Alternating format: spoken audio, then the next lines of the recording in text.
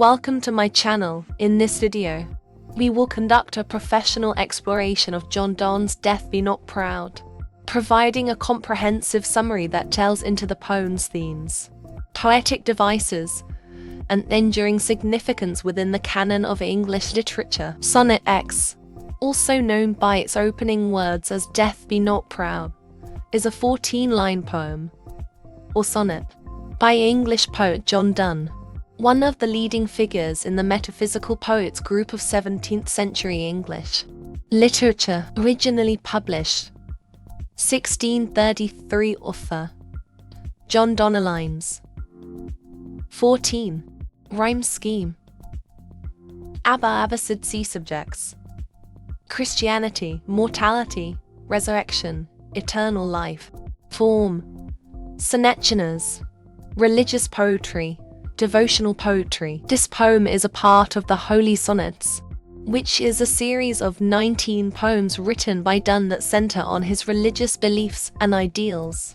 This poem follows the structure of a Petrarchan sonnet, which has 14 lines divided into an 8-line stanza and a 6-line stanza. The rhyme scheme of the first stanza is typically a bobaba, and the rhyme scheme of the second stanza is CDDCE. In the poem, Donne is speaking directly to death as though he is a person. As you read the poem, try to figure out what Donne is telling death. Text of the poem: Death, be not proud, though some have called thee mighty and dreadful, for thou art not so.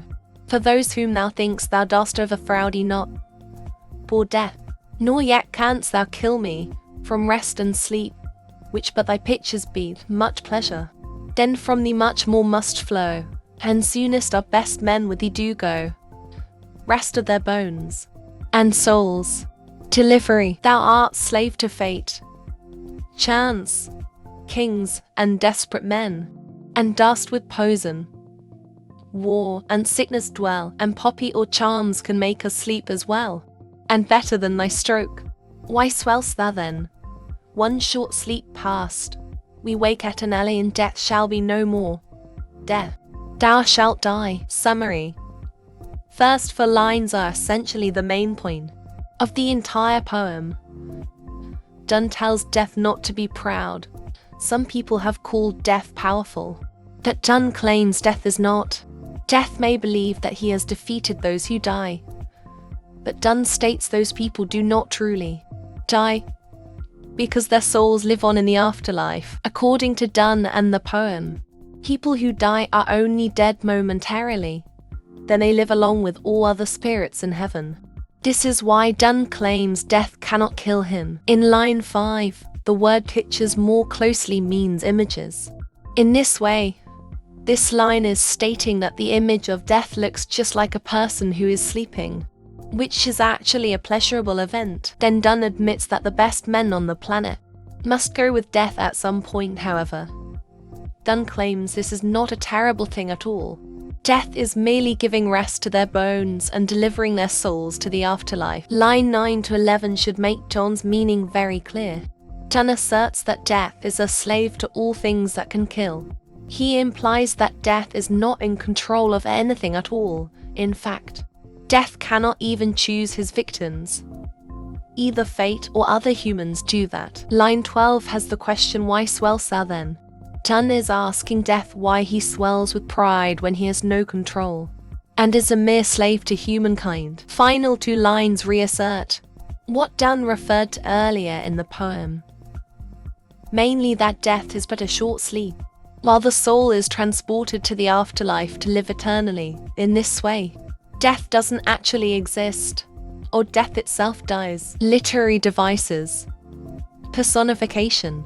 Personification means to attribute human features to non-human things. Donne has personified death throughout the poem, stating it should not be proud. Being proud is a human quality, hence, death is given a human quality of having feelings and emotions. Metaphor. There are 3 metaphors in this poem. The first is used in the opening line, death, be not proud. Here death is compared to a proud man. The second is used in the 9th line, thou art slave to fate. in the last line in an extended metaphor where death is compared to the non-existent or unrealistic object. Alliteration. Alliteration is the repetition of the same consonant sounds in the same lines of the poetry, such as the use of per, th, in, and better than thy stroke. Why swell'st thou then, and per meter sound in much pleasure, then from thee much more must flow. Metonymy. Metonymy is a type of metaphor in which an object is used to describe something closely related to it. In this poem, poppy and charm are used to produce gentle sleep or death. Assonance. Assonance is the repetition of the vowel sounds in the same line of poetry, such as the sound of a in thou art slave to fate, chance, kings, and desperate men, and the sound of e in and soonest our best men with thee do go. Irony. Irony means a statement that may mean something different from, or the opposite of, what is written. Irony often expresses something other than their literal intention, often in a humorous.